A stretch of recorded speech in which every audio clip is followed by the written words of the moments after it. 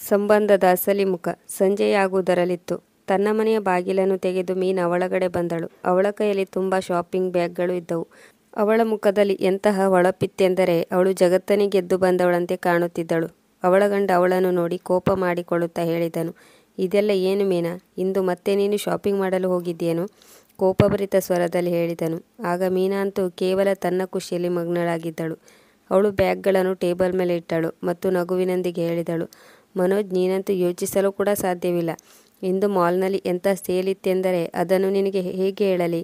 ನನಗಾದರೂ ಎಲ್ಲಿ ಗೊತ್ತಿತ್ತು? ಈ ಸೇಲ್ನ ಬಗ್ಗೆ ಮಿಸಸ್ ಮಲ್ಹೋತ್ರಾ ಅವರು ನನಗೆ ಹೇಳಿದರು. ತುಂಬ ಬೆಲೆ ಬಾಳುವ ಡ್ರೆಸ್ಗಳು, ಒಂದಕ್ಕಿಂತ ಒಂದರ ಬ್ರ್ಯಾಂಡ್ಗಳ ಬ್ಯೂಟಿ ಪ್ರಾಡಕ್ಟ್ಗಳು ಎಷ್ಟೊಂದು ಕಡಿಮೆ ಬೆಲೆಯಲ್ಲಿ ದೊರೆತವೆಂದರೆ ನನ್ನನ್ನು ನಾನು ಕಂಟ್ರೋಲ್ ಮಾಡಿಕೊಳ್ಳಲು ಸಾಧ್ಯವಾಗಲಿಲ್ಲ. ಈ ಸೀರೆ ನೋಡಿ, ಕೇವಲ ಅರ್ಧ ಬೆಲೆಗೆ ದೊರೆತಿದೆ. ಬ್ಯೂಟಿಕ್ಗಳ ಎಂಥ ಉತ್ತಮವಾದ ಆಫರ್ ಇತ್ತೆಂದರೆ ನಾನು ಅವುಗಳನ್ನು ತಿರಸ್ಕರಿಸಲು ಸಾಧ್ಯವಾಗಲಿಲ್ಲ. ಮೀನಾಳ ಮಾತು ಕೇಳಿ ಮನೋಜ್ನು ತನ್ನ ತಲೆಯ ಮೇಲೆ ಕೈಯಿಟ್ಟು ಹೇಳಿದನು, ಮೀನಾ, ನಿನ್ನ ಈ ಅನಾವಶ್ಯಕ ಖರ್ಚು ವೆಚ್ಚಗಳು ಯಾವಾಗ ಮುಗಿಯುತ್ತವೆ? ನಾನು ನಿನಗೆ ಮೊದಲೇ ತಿಳಿಸಿದ್ದೆ, ಇಂತಹ ಬೇಡವಾದ ವಸ್ತುಗಳ ಮೇಲೆ ಹಣವನ್ನು ಖರ್ಚು ಮಾಡಬೇಡ. ಆದರೂ ನೀನು ಇದನ್ನೆಲ್ಲ ಎಲ್ಲಿ ಅರ್ಥ ಮಾಡಿಕೊಳ್ಳುತ್ತೀಯಾ? ಪ್ರತಿ ಬಾರಿ ನೀನು ಇದೇ ರೀತಿಯ ಕೆಲಸ ಮಾಡಿಕೊಂಡು ಬರುತ್ತೀಯ. ಗಂಡನ ಮಾತನ್ನು ಕೇಳಿ ಮೀನಾಳ ಉತ್ಸಾಹ ಕುಗ್ಗಿಹೋಯಿತು. ಅವಳು ನಿಧಾನವಾಗಿ ಹೇಳಿದಳು, ಆದರೆ ಮನೋಜ್, ಪ್ರತಿ ಪಾರ್ಟಿಯಲ್ಲೂ ನನ್ನ ಗೆಳತಿಯರು ಎಂತಹ ಬೆಲೆ ಬಾಳುವ ಸೀರೆ, ಆಭರಣಗಳನ್ನು ತೊಟ್ಟು ಬರುತ್ತಾರೆಂದರೆ ಎಲ್ಲರ ದೃಷ್ಟಿ ಅವರ ಮೇಲೆ ನೆಟ್ಟಿರುತ್ತದೆ. ಅವರನ್ನು ಎಲ್ಲರೂ ಹೊಗಳುತ್ತಾರೆ. ನಾನು ಕೂಡ ಅಲಂಕಾರ ಮಾಡಿಕೊಳ್ಳಬೇಕು. ಎಲ್ಲರೂ ನನ್ನನ್ನು ನೋಡಬೇಕೆಂಬ ಆಸೆಯನ್ನು ಹೊಂದಿದ್ದೇನೆ. ಡೈಮಂಡ್ ಜ್ಯುವೆಲ್ಲರಿಗಳನ್ನು ಖರೀದಿಸಲು ಸಾಧ್ಯವಾಗದಿದ್ದರೂ ಕನಿಷ್ಠವೆಂದರೂ ಒಳ್ಳೆಯ ಬೆಲೆ ಬಾಳುವ ಬಟ್ಟೆಗಳನ್ನಾದರೂ ಕೊಡಬಹುದಲ್ಲವೇ? ಮೀರಾ ಸ್ವಲ್ಪ ಸಿಟ್ಟಿನಿಂದಲೇ ಹೇಳಿದಳು. ಇದರಿಂದ ಮನೋಜ್ನ ಕೋಪ ಇನ್ನೂ ನೆತ್ತಿಗೇರಿತು. ಹಾಗಾದರೆ ನಿನ್ನ ಗೆಳತಿಯರನ್ನು ನೋಡಿ ನಿನ್ನ ಮನೆಯನ್ನು ನೀನು ಹಾಳು ಮಾಡುತ್ತೇನು? ಮಕ್ಕಳ ಓದು, ಮನೆಯ ಖರ್ಚು ವೆಚ್ಚ ಇದೆಲ್ಲವನ್ನು ಯಾರು ನೋಡಿಕೊಳ್ಳುತ್ತಾರೆ? ನಿನಗೆ ಇದರ ಬಗ್ಗೆ ಸ್ವಲ್ಪವಾದರೂ ಅರಿವಿದೆಯೇನು? ಮಕ್ಕಳು ಓದುತ್ತಿರೋ ಹಾಸ್ಟೆಲ್ ಫೀಸ್ ಎಷ್ಟೊಂದು ಹೆಚ್ಚಾಗಿದೆ ಎಂದು ನಿನಗೆ ಅಂದಾಜಿದೆಯೇನು? ನಿನ್ನ ಈ ಅನಾವಶ್ಯಕ ಖರ್ಚು ವೆಚ್ಚಗಳು ನನ್ನನ್ನು ಕಂಗಾಲು ಮಾಡುವುದಂತೂ ಶತಸಿದ್ಧ. ಆಗ ಮೀನಾ ಸಿಟ್ಟಿನಿಂದಲೇ ಹೇಳಿದಳು, ಹಾಗಾದರೆ ನಾನು ನನಗೆ ಇಷ್ಟವಾದ ಏನನ್ನೂ ಕೂಡ ಖರೀದಿಸಬಾರದೆ? ಈಗಷ್ಟೇ ಈ ವಾಗ್ವಾದಗಳು ನಡೆಯುತ್ತಿದ್ದಾಗ ಮೀನಾಳ ಫೋನ್ ರಿಂಗ್ ಆಯಿತು. ಮತ್ತೊಂದು ಕಡೆಯಿಂದ ಅವಳ ತಂದೆ ಶಿವಪ್ರಸಾದ್ ಅವರ ಮಾತು ಕೇಳಿಸಿತು. ಹಲೋ ಮೀನಾ ಮಗಳೇ. ಹಾಂ ಅಪ್ಪ, ಹೇಗಿದ್ದೀರಿ ನೀವು? ನಿಮ್ಮ ಆರೋಗ್ಯ ಸರಿಯಾಗಿದೆ ತಾನೇ? ಮಗಳೇ, ನನ್ನ ಆರೋಗ್ಯವೆಲ್ಲಿ ಸರಿಯಾಗಿರುತ್ತದೆ? ತುಂಬ ದಿನಗಳಿಂದ ಡಾಕ್ಟರ್ ಬಳಿ ಹೋಗಬೇಕೆಂದು ಯೋಚಿಸುತ್ತಿದ್ದೆ. ಆದರೆ ನಾನೊಬ್ಬನೇ ಒಬ್ಬಂಟಿಯಾಗಿ ಹೇಗೆ ಹೋಗಬೇಕು? ಈಗ ಮೀನಾಳ ಹೃದಯ ಸ್ತಂಭನವಾದಂತಾಯಿತು. ಕಳೆದ ವರ್ಷವೇ ಅವಳ ತಾಯಿಯ ದೇಹಾಂತ್ಯವಾಗಿತ್ತು. ಅವಳ ತಂದೆಯನ್ನು ನೋಡಿಕೊಳ್ಳಲು ಅವಳಿಗೆ ಅಣ್ಣ ತಮ್ಮ ಕೂಡ ಇರಲಿಲ್ಲ. ಮೀನಾಳು ತನ್ನ ತಂದೆಯ ಭಾರವಾದ ಮಾತುಗಳನ್ನು ಕೇಳಿ ಒಂದು ಕ್ಷಣ ಅವಳ ಖುಷಿಯೆಲ್ಲ ಮಾಯವಾಯಿತು.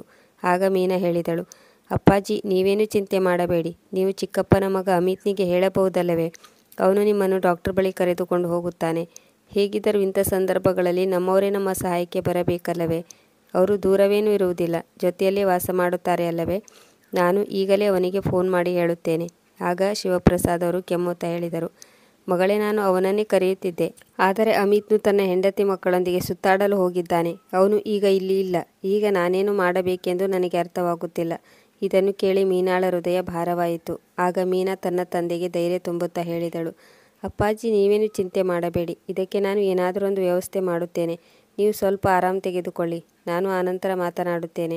ಫೋನ್ ಇಡುತ್ತಿದ್ದಂತೆ ಮೀರಾಳ ಮುಖದಲ್ಲಿ ಗಂಭೀರತೆ ಮೂಡಿತು. ಆಗ ಅವಳು ಮನೋಜ್ನ ಕಡೆಗೆ ನೋಡುತ್ತಾ ಚಿಂತಿತ ಸ್ವರದಲ್ಲಿ ಹೇಳಿದಳು, ರೀ, ಇಲ್ಲಿ ಕೇಳಿ, ನನ್ನ ತಂದೆಗೆ ಹುಷಾರಿಲ್ಲವಂತೆ. ಅವರನ್ನು ಹಾಸ್ಪಿಟಲ್ಗೆ ಕರೆದುಕೊಂಡು ಹೋಗಲು ಚಿಕ್ಕಪ್ಪನ ಮನೆಯಲ್ಲೂ ಕೂಡ ಯಾರೂ ಇಲ್ಲ. ಇದಕ್ಕೆ ಮನೋಜ್ ಏನೂ ಉತ್ತರವನ್ನು ನೀಡಲಿಲ್ಲ. ಆಗ ಮೀನಾ ಹೇಳಿದಳು, ನಾವು ಅವರನ್ನು ಇಲ್ಲಿಗೆ ಕರೆದುಕೊಂಡು ಬರಬೇಕೆಂದು ನನಗೆ ಅನಿಸುತ್ತಿದೆ. ಅವರು ಒಬ್ಬಂಟಿಯಾಗಿದ್ದಾರೆ. ಹಳ್ಳಿಯಲ್ಲಿ ಅವರನ್ನು ನೋಡಿಕೊಳ್ಳುವವರು ಕೂಡ ಯಾರೂ ಇಲ್ಲ. ಮೀನಾ ತುಂಬ ಚಿಂತೆಗೆ ಒಳಗಾಗಿದ್ದಳು. ಮನೋಜ್ ಒಂದು ಕ್ಷಣ ಸುಮ್ಮನಾದನು. ಆದರೆ ಅವನ ಮನದಲ್ಲಿ ತುಂಬ ತಳಮಳ ಉಂಟಾಯಿತು. ಈಗ ಮತ್ತೊಂದು ಖರ್ಚಾ ಎನ್ನುವ ಹಾಗೆ ಅವನ ಮುಖದಲ್ಲಿ ಸ್ವಲ್ಪ ತಳಮಳ ಉಂಟಾಯಿತು. ಅವನು ಹೇಳಿದನು, ಮೀನಾ, ಈಗಿನ ವಾತಾವರಣವೇ ಆ ರೀತಿ ಇದೆ. ಅಲ್ಪ ಸ್ವಲ್ಪ ಆರೋಗ್ಯದಲ್ಲಿ ಏರುಪೇರು ಉಂಟಾಗುತ್ತದೆ. ಮೇಲಾಗಿ ಇಂದಿನ ದಿನಗಳಲ್ಲಿ ನಮ್ಮ ಸಿಟಿಯಲ್ಲಿ ಪೊಲ್ಯೂಷನ್ ಕೂಡ ತುಂಬ ಹೆಚ್ಚಾಗಿದೆ. ಈ ಪರಿಸ್ಥಿತಿಯಲ್ಲಿ ಅವರು ಇಲ್ಲಿಗೆ ಬಂದರೆ ಅವರ ಆರೋಗ್ಯ ಕೂಡ ಇನ್ನೂ ತುಂಬ ಹಾಳಾಗುವುದು. ಹೇಗಿದ್ದರೂ ಅವರಿಗೆ ಈ ಪಟ್ಟಣದ ವಾತಾವರಣ ಇಷ್ಟವಾಗುತ್ತದೋ ಇಲ್ಲವೋ? ಹಳ್ಳಿಯ ಪರಿಸರ, ಸ್ವಚ್ಛಂದವಾದ ಗಾಳಿ, ಅಲ್ಲಿಯ ವಾತಾವರಣ ಎಲ್ಲವನ್ನೂ ಅವರು ಸಹಜವಾಗಿ ಅನುಭವಿಸುತ್ತಿದ್ದಾರೆ ಎಂದ ಮೇಲೆ ಅವರನ್ನು ಇಲ್ಲಿಗೆ ಕರೆದುಕೊಂಡು ಬಂದು ಅವರಿಗೆ ಇನ್ನೂ ತೊಂದರೆ ಏಕೆ ನೀಡಬೇಕು? ಅವರು ಹಳ್ಳಿಯಲ್ಲಿ ಇರುವುದೇ ಒಳ್ಳೆಯದೆಂದು ನನಗೆ ತೋರುತ್ತಿದೆ. ಮೀನಾ ಮನೋಜ್ನ ಮಾತು ಕೇಳಿ ಸುಮ್ಮನಾದಳು. ಆದರೆ ಅವಳಿಗೆ ಈಗ ಚಿಂತೆ ಕಾಡಿತ್ತು. ತನ್ನ ತಂದೆಯ ಆರೋಗ್ಯದ ಬಗ್ಗೆ ಯೋಚಿಸುತ್ತಾ ತುಂಬ ಕಳವಳಕ್ಕೀಡಾದಳು. ಅವಳು ಚಿಂತೆಯಲ್ಲಿ ಮಗ್ನಳಾಗಿರುವುದನ್ನು ನೋಡಿ ಮನೋಜ್ನಿಗೆ ಸುಮ್ಮನಿರಲು ಸಾಧ್ಯವಾಗಲಿಲ್ಲ ಮತ್ತು ಸ್ವಲ್ಪ ಹೊತ್ತಿನಲ್ಲಿ ಹೇಳಿದನು, ಮೀನಾ, ನನಗೆ ಮಾವನ ಬಗ್ಗೆ ಚಿಂತೆ ಇಲ್ಲ ಎಂದು ನೀನು ಅಂದುಕೊಳ್ಳಬೇಡ. ಅಪ್ಪಾಜಿಯ ಕಾರಣದಿಂದಾಗಿ ನೀನು ತುಂಬ ಚಿಂತೆಯಲ್ಲಿ ಮುಳುಗಿದ್ದೀಯಾ ಎಂದು ನನಗೆ ಅರ್ಥವಾಗುತ್ತಿದೆ. ಅವರಿಗೆ ವಯಸ್ಸಾಗಿದೆಯಲ್ಲವೇ, ಇದೆಲ್ಲ ನಡೆಯುತ್ತಲೇ ಇರುತ್ತದೆ. ನೀನು ಮಾತ್ರ ಆಗಾಗ ಫೋನ್ ಮಾಡಿ ಅವರ ಆರೋಗ್ಯನ ವಿಚಾರಿಸುತ್ತಿರು. ಒಂದು ವೇಳೆ ಅವರ ಆರೋಗ್ಯ ಇನ್ನೂ ಹದಗೆಟ್ಟರೆ ನೀನೇ ಸ್ವಲ್ಪ ದಿನಗಳ ಮಟ್ಟಿಗೆ ಹಳ್ಳಿಗೆ ಹೊರಟು ಹೋಗು.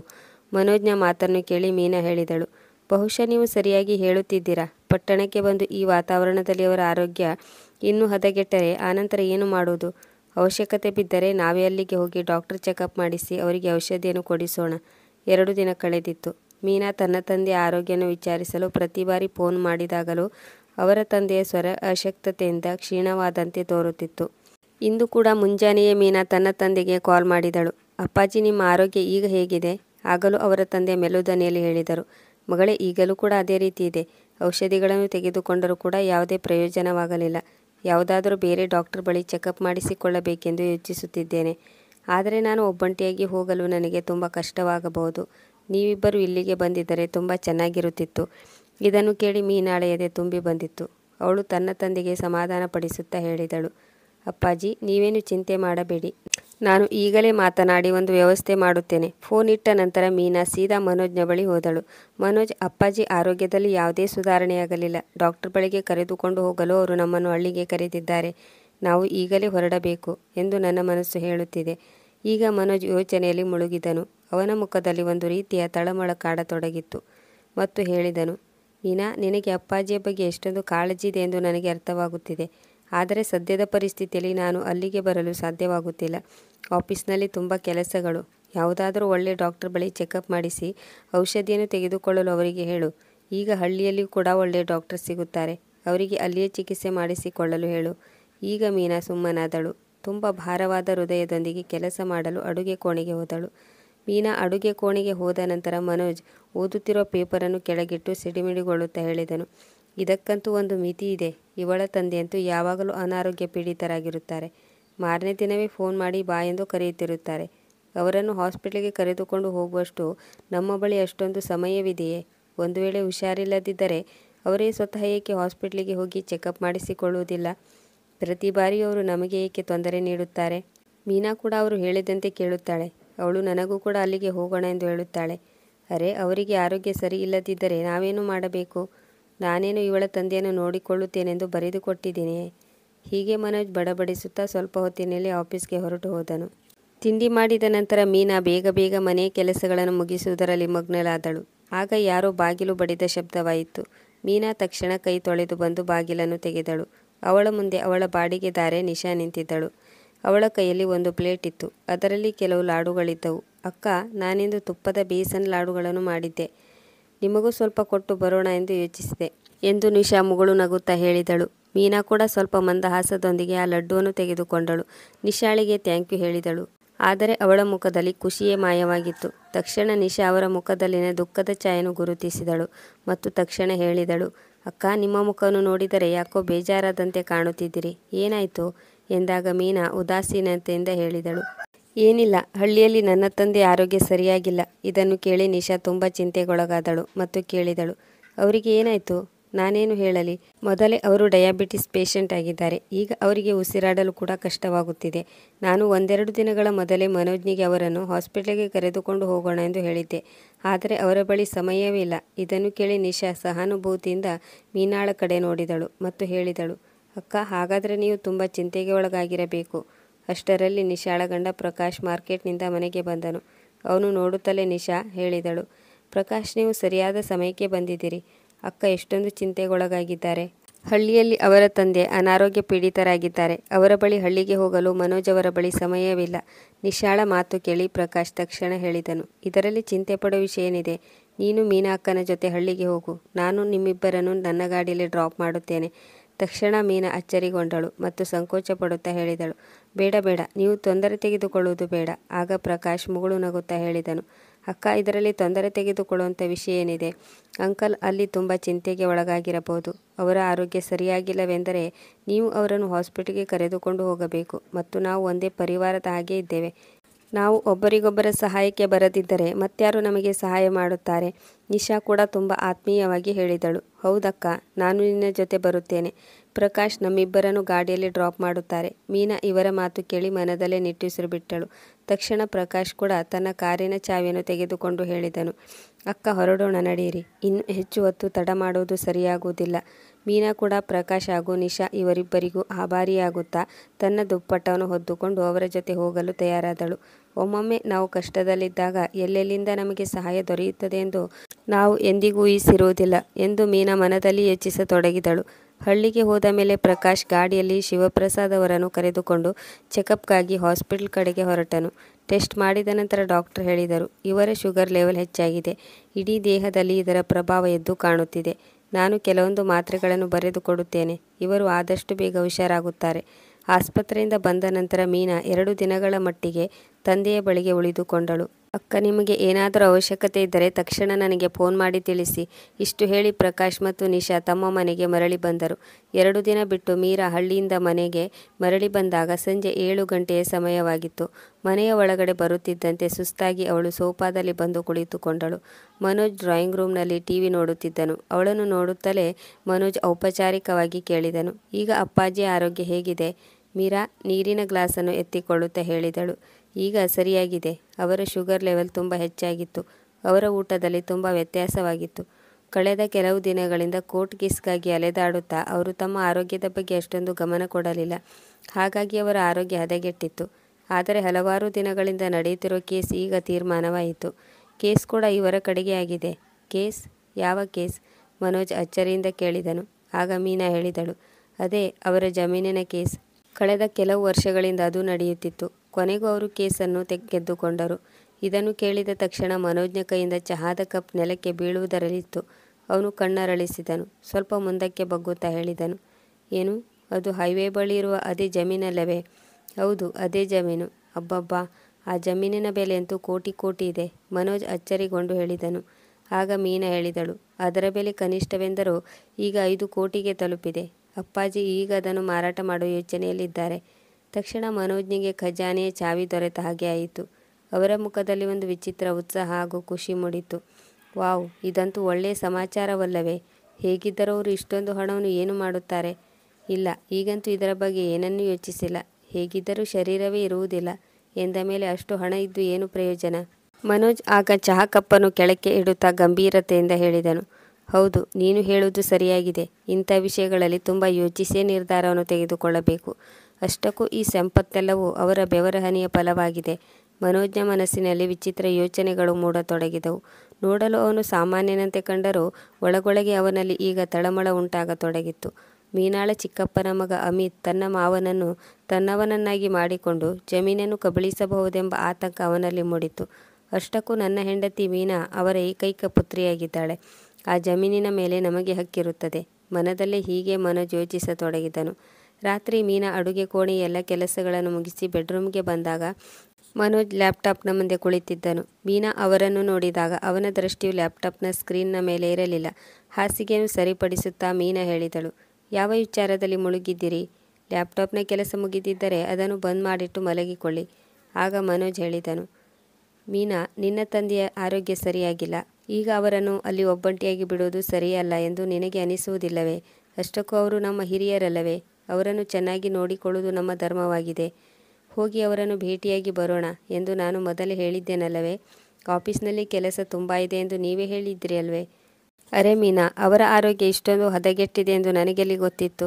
ಈಗ ನೀನು ಬಂದು ಎಲ್ಲವನ್ನೂ ಹೇಳಿದ್ಯಾ ಎಂದ ಮೇಲೆ ಈಗ ಅವರನ್ನು ಇಲ್ಲಿಗೆ ಕರೆತರೋ ಬಗ್ಗೆ ಯೋಚಿಸೋಣ. ನಾವು ಅವರನ್ನು ಇಲ್ಲಿ ಚೆನ್ನಾಗಿ ನೋಡಿಕೊಳ್ಳಬಹುದು.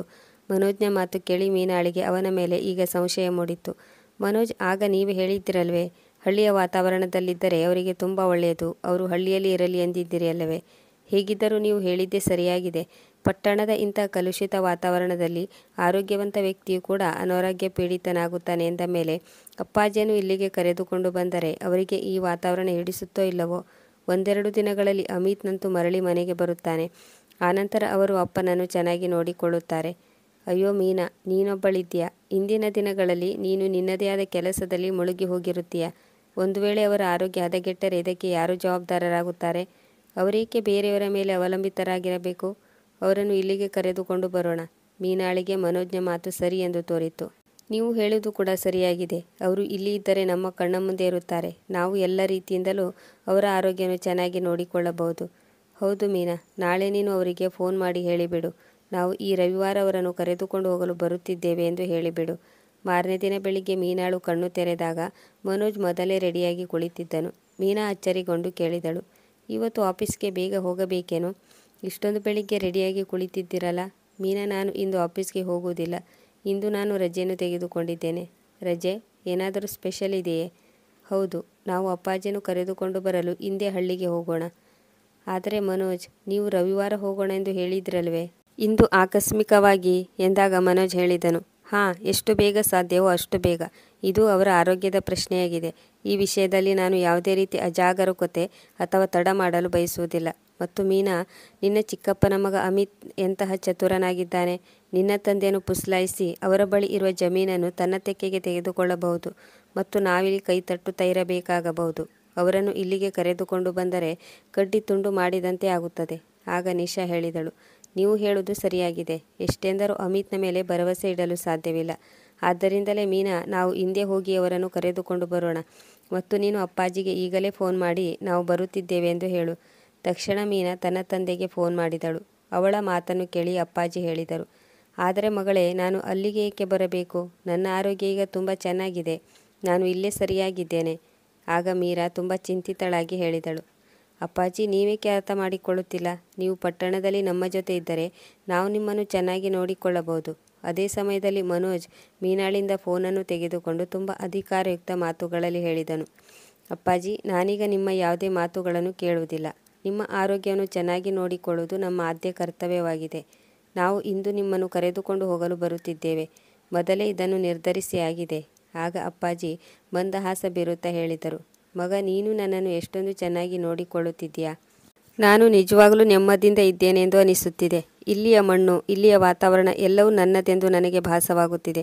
ಇದನ್ನು ಹೇಗೆ ಬಿಟ್ಟು ಬರಲಿ? ಆಗ ತಕ್ಷಣ ಮನೋಜ್ ಭಾವುಕನಾಗಿ ಹೇಳಿದನು, ಆದರೆ ಅಪ್ಪಾಜಿ, ಇಲ್ಲಿ ಮೀನಾ ಹಾಗೂ ನಾನು ನಿಮ್ಮ ಬಗ್ಗೆ ಎಷ್ಟೊಂದು ಕಾಳಜಿ ತೆಗೆದುಕೊಳ್ಳುತ್ತಿದ್ದೇವೆ ಎಂದು ನಿಮಗೆ ಗೊತ್ತಿಲ್ಲ. ನೀವು ನಮ್ಮ ಕಣ್ಣೆದುರಿಗೆ ಇದ್ದರೆ ನಮಗೆ ತುಂಬ ಖುಷಿಯಾಗುವುದು. ಮೀನಾ ನಿಮ್ಮ ಏಕೈಕ ಮಗಳಾಗಿದ್ದಾಳೆ. ಆದ್ದರಿಂದ ನಿಮ್ಮನ್ನು ಚೆನ್ನಾಗಿ ನೋಡಿಕೊಳ್ಳುವುದು ನಮ್ಮ ಆದ್ಯ ಕರ್ತವ್ಯವಾಗಿದೆ. ಈಗ ನಿಮ್ಮ ಜಾಗದಲ್ಲಿ ನನ್ನ ತಂದೆ ಇದ್ದರೆ ಅವರನ್ನು ಕೂಡ ನಾನು ಏನು ಮಾಡುತ್ತಿದ್ದೆ ಹೇಳಿ? ನೀವೇ ಯೋಚಿಸಿ. ಮನೋಜ್ನ ಮಾತುಗಳ ಮುಂದೆ ಶಿವಪ್ರಸಾದ್ ಅವರ ಯಾವುದೇ ಮಾತುಗಳು ನಡೆಯಲಿಲ್ಲ. ಕೊನೆಗೂ ಅವರು ಅಳಿಯ ಮಗಳೊಂದಿಗೆ ಬರಲು ಸಮ್ಮತಿ ಸೂಚಿಸಿದರು. ಸಂಜೆಯ ಸಮಯದಲ್ಲಿ ಮನೋಜ್ ಮತ್ತು ಮೀನಾ ಇಬ್ಬರು ಶಿವಪ್ರಸಾದ್ ಅವರೊಂದಿಗೆ ಮನೆಗೆ ಬಂದು ತಲುಪಿದರು. ಮನೋಜ್ನು ಗಾಡಿಯನ್ನು ನಿಲ್ಲಿಸಿ ಹೇಳಿದನು, ಮೀನಾ, ನೀನು ಹೋಗಿ ಗೇಟನ್ನು ತೆರೆ. ನಾನು ಅಪ್ಪಾಜಿಯನ್ನು ಗಾಡಿಯಿಂದ ಹೊರಗೆ ಕರೆತರುತ್ತೇನೆ. ಗಾಡಿಯಿಂದ ಹೊರಬಂದು ಮೀನಾ ಡೋರ್ ಬೆಲ್ ಒತ್ತಿದರು. ಅವರ ಬಾಡಿಗೆದಾರೆ ನಿಶಾ ಹೇಳಿದಳು, ಅಕ್ಕ, ಈಗಲೇ ಬಂದೆ. ಇಷ್ಟರಲ್ಲೇ ಮನೋಜ್ ಶಿವಪ್ರಸಾದ್ ಅವರ ಕೈಯನ್ನು ಹಿಡಿದುಕೊಂಡನು. ಗಾಡಿಯಿಂದ ಹೊರಗೆ ಬರಲು ಅವರಿಗೆ ಸಹಾಯ ಮಾಡಿದನು. ಅಷ್ಟರಲ್ಲಿ ನಿಶಾ ಗೇಟ್ ತೆರೆದಳು. ಮೀನಾಳ ತಂದೆಯನ್ನು ನೋಡಿ ತಕ್ಷಣ ಅವರ ಆರೋಗ್ಯವನ್ನು ನಿಶಾ ವಿಚಾರಿಸಿದಳು. ನಂತರ ಮೀನಾಳಲ್ಲಿ ಹೇಳಿದಳು, ಅಕ್ಕ, ನೀವು ಇವರನ್ನು ಇಲ್ಲಿಗೆ ಕರೆದುಕೊಂಡು ಬಂದು ಒಳ್ಳೆಯ ಕೆಲಸವನ್ನೇ ಮಾಡಿದ್ದೀರಿ. ಶಿವಪ್ರಸಾದ್ ಅವರು ಮನೆಗೆ ಬಂದ ಮೇಲೆ ಮನೆಯಲ್ಲಿ ಖುಷಿಯ ವಾತಾವರಣ ತುಂಬಿತ್ತು. ಮೀನಾ ಬೆಳಿಗ್ಗೆ ಅವರಿಗಾಗಿ ತಿಂಡಿ ಮಾಡುತ್ತಿದ್ದಳು. ಮನೋಜ್ ಸಂಜೆ ಆಫೀಸ್ನಿಂದ ಬಂದು ಅವರೊಂದಿಗೆ ಕುಳಿತು ಮಾತನಾಡುತ್ತಿದ್ದನು.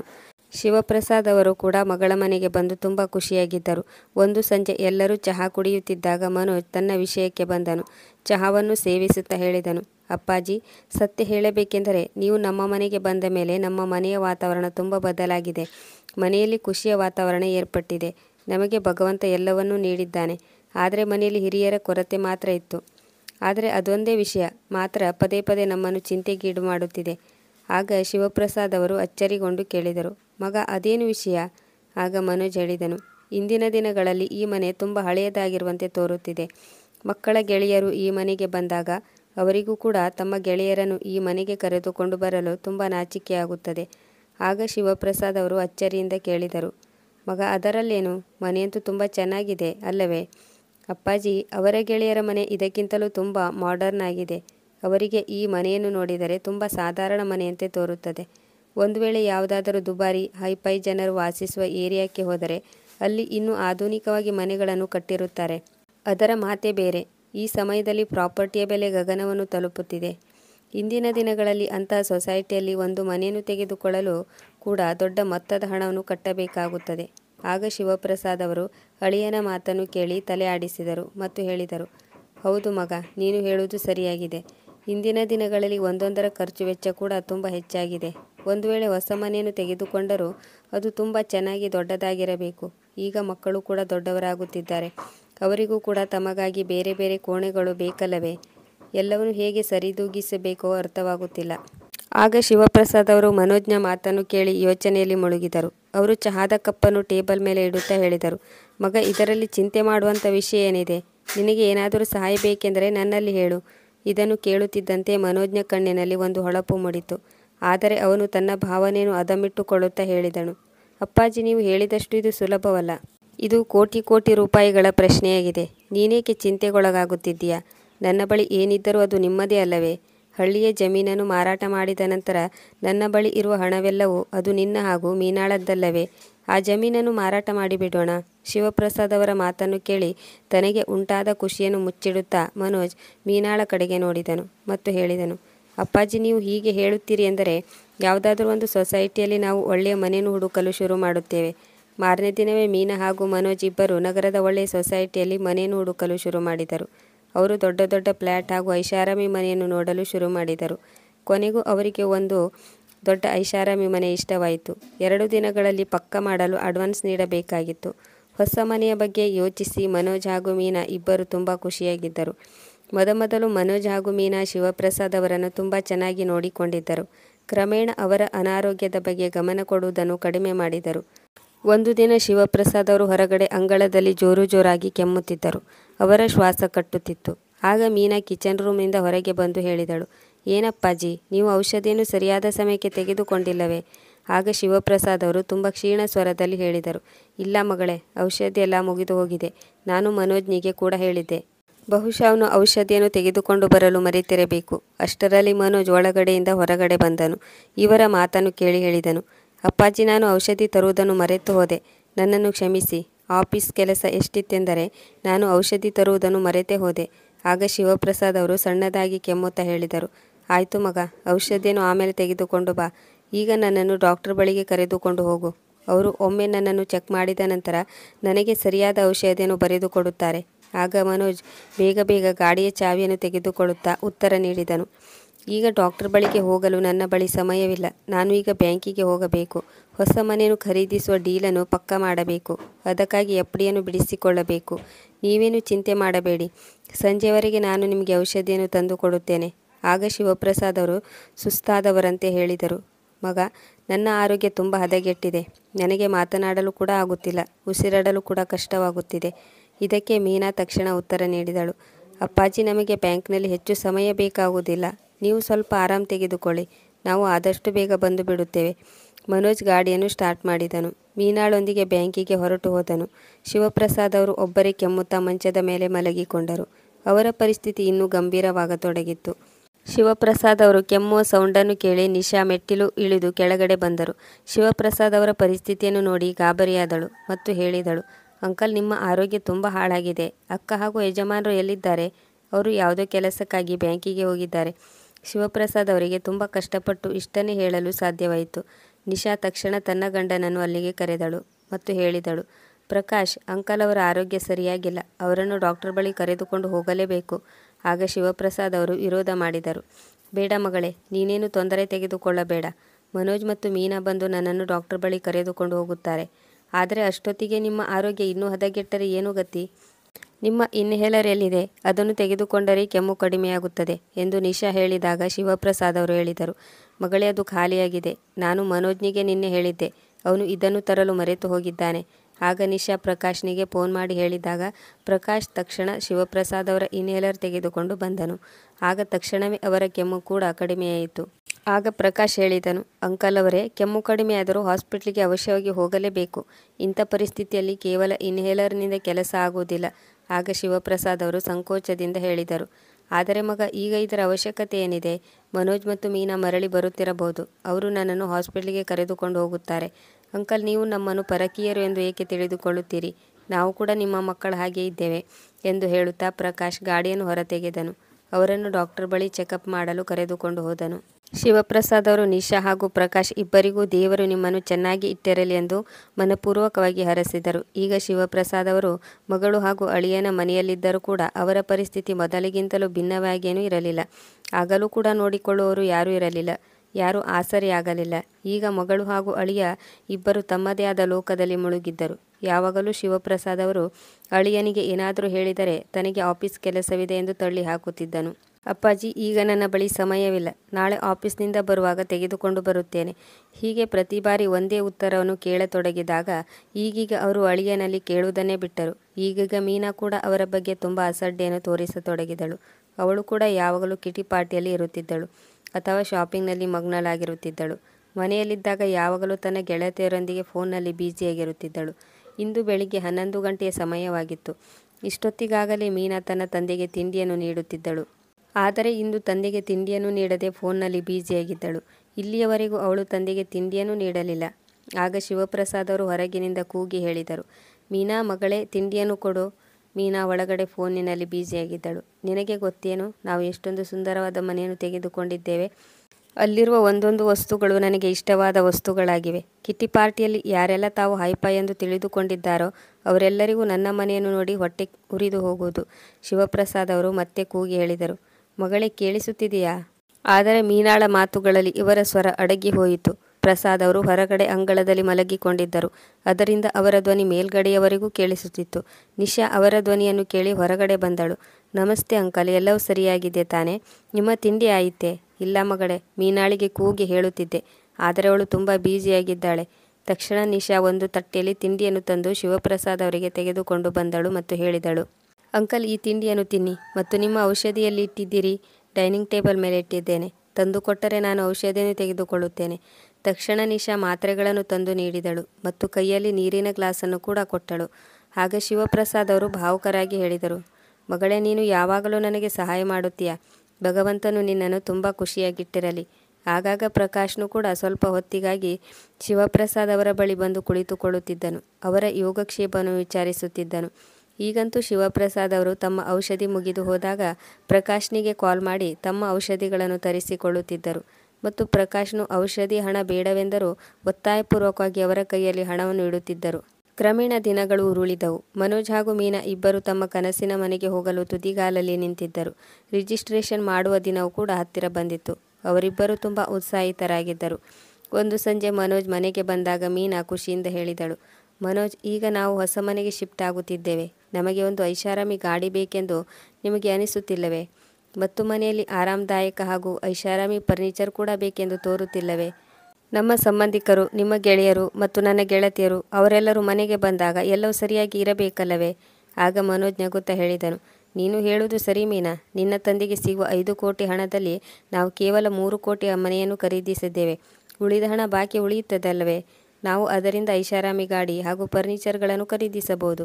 ಹೇಗಿದ್ದರೂ ಅಪ್ಪಾಜಿ ಈ ವಯಸ್ಸಿನಲ್ಲಿ ಆ ಹಣವನ್ನು ಇಟ್ಟುಕೊಂಡು ಏನು ಮಾಡುತ್ತಾರೆ? ಅವರಂತೂ ಈ ವಯಸ್ಸಿನಲ್ಲಿ ಮನೆಯಲ್ಲಿ ವಿಶ್ರಾಂತಿ ತೆಗೆದುಕೊಳ್ಳಬೇಕು. ನಾವೆಲ್ಲವನ್ನು ನೋಡಿಕೊಳ್ಳೋಣ. ಆದರೆ ಮತ್ತೊಂದು ಕಡೆ 1-2 ದಿನಗಳಿಂದ ಶಿವಪ್ರಸಾದ್ ಅವರ ಮನದಲ್ಲಿ ಒಂದು ರೀತಿಯ ತಳಮಳ ಉಂಟಾಗಿತ್ತು. ಅವರಿಗೆ ಹೃದಯ ಭಾರವಾದಂತೆ ಅನ್ನಿಸಿತು. ಉಸಿರಾಡಲು ಕೂಡ ಕಷ್ಟವಾಯಿತು. ಅಷ್ಟಕ್ಕೂ ಆ ದಿನ ಬಂದೇ ಬಿಟ್ಟಿತ್ತು. ಆ ದಿನ ಅವರ ಜಮೀನಿನ ರಿಜಿಸ್ಟ್ರೇಷನ್ ಕೆಲಸ ಮಾಡಬೇಕಾಗಿತ್ತು. ಮೀನಾ ಹಾಗೂ ಮನೋಜ್ ಇಬ್ಬರು ತುಂಬ ಉತ್ಸಾಹಿತರಾಗಿದ್ದರು. ಮನೋಜ್ನು ಶಿವಪ್ರಸಾದ್ ಅವರಲ್ಲಿ ಹೇಳಿದನು, ಅಪ್ಪಾಜಿ, ಬೇಗ ಬೇಗ ಎಲ್ಲ ಕೆಲಸವನ್ನು ಮಾಡಿಕೊಳ್ಳಿ. ಇಂದು ಜಮೀನಿನ ರಿಜಿಸ್ಟ್ರೇಷನ್ ಮಾಡಿಸಬೇಕು. ಬೇಗ ರೆಡಿಯಾಗಿ. ಆಗ ಶಿವಪ್ರಸಾದ್ ಅವರು ತುಂಬ ಸುಸ್ತಾದವರಂತೆ ಹೇಳಿದರು, ಮಗಳೇ, ನನ್ನ ಆರೋಗ್ಯ ಸರಿಯಾಗಿದ್ದಂತೆ ಕಾಣುತ್ತಿಲ್ಲ. ಹೃದಯ ತುಂಬ ಭಾರವಾದಂತೆ ಅನಿಸುತ್ತಿದೆ. ಉಸಿರಾಡಲು ಕೂಡ ಆಗುತ್ತಿಲ್ಲ. ನಾನು ಡಾಕ್ಟರ್ ಬಳಿ ಹೋಗಬೇಕೆಂದು ನನಗೆ ಅನಿಸುತ್ತಿದೆ. ಇದನ್ನು ಕೇಳಿ ಮನೋಜ್ನಿಗೆ ತುಂಬ ಕೋಪ ಬಂತು. ಅವನು ತನ್ನ ಸಿಟ್ಟನ್ನು ಅದುಮಿಟ್ಟುಕೊಳ್ಳುತ್ತಾ ಹೇಳಿದನು, ಅಪ್ಪಾಜಿ, ಇಂದು ಅವಶ್ಯವಾಗಿ ಹೋಗಲೇಬೇಕು. ಇಲ್ಲದೆ ಹೋದರೆ ರಿಜಿಸ್ಟ್ರೇಷನ್ ಡೇಟ್ ಮುಂದಕ್ಕೆ ಹೋಗುತ್ತದೆ ಮತ್ತು ಎಲ್ಲಿಯವರೆಗೆ ಜಮೀನಿನ ರಿಜಿಸ್ಟ್ರೇಷನ್ ಆಗಿ ಹಣ ನಮ್ಮ ಕೈಗೆ ಬರುವುದಿಲ್ಲವೋ ಅಲ್ಲಿಯವರೆಗೆ ನಾವು ಮನೆಯನ್ನು ಹೇಗೆ ಖರೀದಿಸುವುದು? ಆಗ ಮೀನಾ ಕೂಡ ಹೇಳಿದಳು, ಹೌದು ಅಪ್ಪಾಜಿ, ನಾವು ಇಂದು ಹೋಗಲೇಬೇಕು. ಹೇಗಿದ್ದರೂ ನೀವು ಗಾಡಿಯಲ್ಲಿ ಕುಳಿತುಕೊಂಡು ಹೋಗಬೇಕಲ್ಲವೇ? ನೀವು ಗಾಡಿಯಲ್ಲಿ ಆರಾಮಾಗಿ ಕುಳಿತುಕೊಳ್ಳಿ. ಎಲ್ಲ ಕೆಲಸ ಮುಗಿದ ನಂತರ ನಾವು ನಿಮ್ಮನ್ನು ಡಾಕ್ಟರ್ ಬಳಿಗೆ ಕರೆದುಕೊಂಡು ಹೋಗುತ್ತೇವೆ. ಶಿವಪ್ರಸಾದ್ ಅವರು ತುಂಬ ದುಃಖಿತರಾಗಿ ಹೇಳಿದರು, ಮಗಳೇ, ನನ್ನ ಆರೋಗ್ಯ ಸರಿಯಾಗಿದ್ದರೆ ನಾನೇಕೆ ಬೇಡವೆಂದು ಹೇಳುತ್ತಿದ್ದೆ. ಈಗಂತೂ ನನ್ನಲ್ಲಿ ಎದ್ದು ಕುಳಿತುಕೊಳ್ಳಲು ಕೂಡ ಆಗುತ್ತಿಲ್ಲ. ಆದರೂ ಮನೋಜ್ ಹಾಗೂ ಮೀನಾ ಇಬ್ಬರು ಹಠತೊಟ್ಟು ಶಿವಪ್ರಸಾದ್ ಅವರನ್ನು ಗಾಡಿಯಲ್ಲಿ ಕುಳ್ಳಿರಿಸಿದರು. ಅವರಿಬ್ಬರೂ ಕಚೇರಿಗೆ ಹೊರಟು ಬಂದರು ಮತ್ತು ಹೇಳಿದರು, ಸ್ವಲ್ಪ ಹೊತ್ತಿನಲ್ಲಿ ಎಲ್ಲ ಕೆಲಸ ಮುಗಿಯುತ್ತದೆ. ನಂತರ ನಿಮ್ಮನ್ನು ಡಾಕ್ಟರ್ ಬಳಿಗೆ ಕರೆದುಕೊಂಡು ಹೋಗುತ್ತೇವೆ ಎಂದರು. ಸಮಯ ಕಳೆಯತೊಡಗಿತ್ತು. ಆದರೆ ಅವರಿಬ್ಬರು ಮರಳಿ ಬರಲಿಲ್ಲ. ಶಿವಪ್ರಸಾದ್ ಅವರಿಗೆ ಉಸಿರು ಕಟ್ಟಿದಂತೆ ಆಗುತ್ತಿತ್ತು. ಅವರು ಒಂದೆರಡು ಬಾರಿ ಇವರಿಗೆ ಫೋನ್ ಮಾಡಿದರು. ಪ್ರತಿ ಬಾರಿ ಒಂದೇ ಉತ್ತರ ಬಂದಿತ್ತು. ಸ್ವಲ್ಪ ಹೊತ್ತಿನಲ್ಲಿ ಎಲ್ಲ ಕೆಲಸ ಮುಗಿಯುತ್ತದೆ. ನಂತರ ನಾವು ನಿಮ್ಮನ್ನು ಡಾಕ್ಟರ್ ಬಳಿ ಕರೆದುಕೊಂಡು ಹೋಗುತ್ತೇವೆ. ಶಿವಪ್ರಸಾದ್ ಅವರ ಸ್ಥಿತಿ ಗಂಭೀರವಾಗುತ್ತಾ ಸಾಗಿತ್ತು. ಅವರು ಎದೆಗುಂದಿದರು. ಅವರು ಹಾಗೋ ಹೀಗೋ ಸಾಹಸ ಮಾಡಿ ಪ್ರಕಾಶ್ನಿಗೆ ಕಾಲ್ ಮಾಡಿದರು. ಅವರ ಧ್ವನಿ ನಡುಗುತ್ತಿತ್ತು. ಪ್ರಕಾಶ್ ಮಗ, ನನ್ನ ಕೊನೆಯ ಕ್ಷಣ ಸಮೀಪಿಸುತ್ತಿದೆ ಎಂದು ನನಗನಿಸುತ್ತಿದೆ. ನೀನು ಆದಷ್ಟು ಬೇಗ ಬಾ. ಪ್ರಕಾಶ್ನ ಕಿವಿಯಲ್ಲಿ ಈ ಶಬ್ದಗಳು ಮೊಳಗುತ್ತಿದ್ದಂತೆ ಅವನ ಎದೆಯ ಬಡಿತ ಜೋರಾಯಿತು. ಅವನು ಕೂಡ ತುಂಬ ಚಿಂತೆಗೊಳಗಾದನು. ತಕ್ಷಣ ಫೋನ್ ಕಟ್ ಮಾಡಿ ಹೆಚ್ಚು ಸಮಯವನ್ನು ವ್ಯರ್ಥ ಮಾಡದೆ ಆಫೀಸ್ನಿಂದ ಹೊರಟು ಬಂದನು. ಶಿವಪ್ರಸಾದ್ ಅವರು ಹೇಳಿದ ಜಾಗಕ್ಕೆ ಬಂದು ತಲುಪಿದನು. ಶಿವಪ್ರಸಾದ್ ಅವರ ಪರಿಸ್ಥಿತಿ ನಿಜಕ್ಕೂ ತುಂಬ ಗಂಭೀರವಾಗಿತ್ತು. ಅವನು ಅವರನ್ನು ತಕ್ಷಣ ಆಸ್ಪತ್ರೆಗೆ ಕರೆದುಕೊಂಡು ಹೋದನು. ಹಾಸ್ಪಿಟ್ಲಿಗೆ ಬಂದ ನಂತರ ಡಾಕ್ಟರ್ ಅವರನ್ನು ಚೆಕಪ್ ಮಾಡಿದರು. ಇತ್ತ ಕಡೆ ಮನೋಜ್ ಹಾಗೂ ಮೀನಾ ಶಿವಪ್ರಸಾದ್ ಅವರನ್ನು ಕರೆದುಕೊಂಡು ಹೋಗಲು ಹೊರಬಂದರು. ಶಿವಪ್ರಸಾದ್ ಅವರು ಇಲ್ಲದಿರುವುದನ್ನು ನೋಡಿ ತುಂಬ ಗಾಬರಿಯಾದರು. ಅವರಿಗೆ ಕಾಲ್ ಮಾಡಿದರು. ಅವರ ಫೋನ್ ಕೂಡ ಸ್ವಿಚ್ ಆಫ್ ಎಂದು ಬರುತ್ತಿತ್ತು. ಅವರಿಬ್ಬರು ಬೆವರಿನಿಂದ ತೊಯ್ದು ಹೋದರು. ಅವರಿಗೆ ತಮ್ಮ ತಂದೆಯ ಬಗೆಗಿನ ಚಿಂತೆಗಿಂತ ಹಣದ ಬಗ್ಗೆಯೇ ಚಿಂತೆ ಕಾಡುತ್ತಿತ್ತು. ಒಂದು ವೇಳೆ ಇಂದು ಹಣ ಕೈಗೆ ಬರದೆ ಹೋದರೆ ಹೊಸ ಮನೆಯ ರಿಜಿಸ್ಟ್ರೇಷನ್ ಮಾಡಲು ಮತ್ತು ಅಲ್ಲಿಗೆ ಶಿಫ್ಟ್ ಆಗಲು ಇನ್ನು ತುಂಬ ತಡವಾಗುತ್ತದೆ ಎಂದು ಅಂದುಕೊಂಡರು.